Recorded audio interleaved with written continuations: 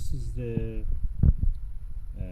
F20 60mm 1200 focal length refractor telescope.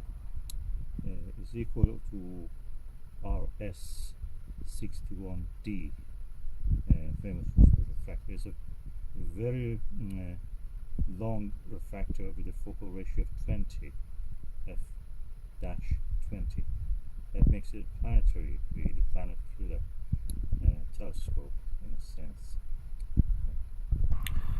The lens has these spacers originals. Outside is a bit dusty, so it needs to be cleaned. Probably has not been used for a long time.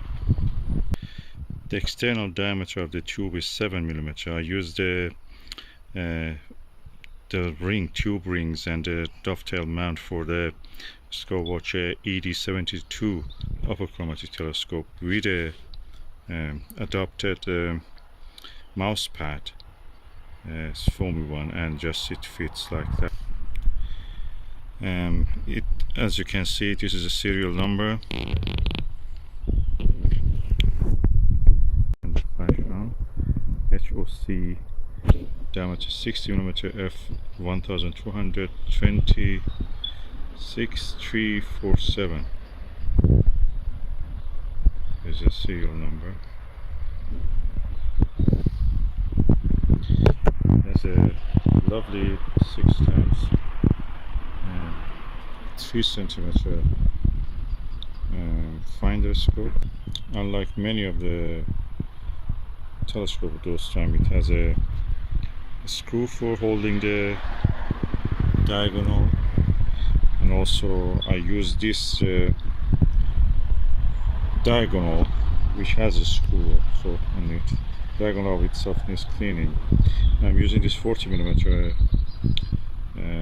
asymmetric Huygens Japanese eyepiece with this.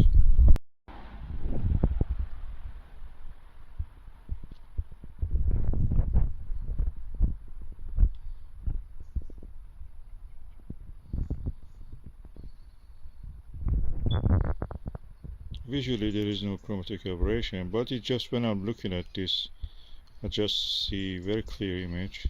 At the same time, I realize that many of the modern telescopes that we have, how nice they are compared to what was considered the best. Classic telescopes are like this. Wow, on the Jupiter it shines. You can see the two cloud belts and a little bit more details in the north and south. It's just tempting to go and bring more eyepieces. This is 15mm, so I have to bring another one probably.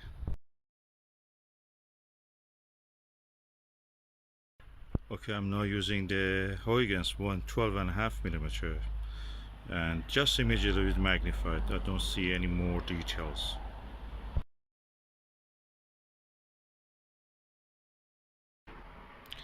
Now I'm using a Bertele 6mm, which is equal almost to a Nagler in a way. But it's a Japanese style 0.96 inch. The image deteriorates, you don't see any more detail. Two bands, that's it. And I can say that the optimum in this condition at this time that I'm using with my eye for this refractor is 15mm on the Jupiter. It's of course chromatic aberration free. I didn't see any false color, anything. Probably this is not a strong point for this. Probably it is better for doing the double star splitting. I'm not sure. The thing is that classic telescopes are what they are, classic. Modern telescopes, even the weakest of them, are really superior to in many ways to them. And I think that the many hype and many talk about the classic telescope is really good, no matter what they are. I believe it's just by the few collectors who are trying to keep up the price of their equipment for resale value. I don't see any other merit to a modern telescope made in China over something like these classic telescopes. They had their time, they were good for a time. Maybe people have good memories of them, and childhood memories especially, but now the days are past. We have better equipment. I will try these telescopes next time with the modern eyepieces just to see what difference they make, the modern eyepieces like Plusle and other things. I have to use the adapter. I will try it on deep sky objects also just to see how it is. Maybe it gets better.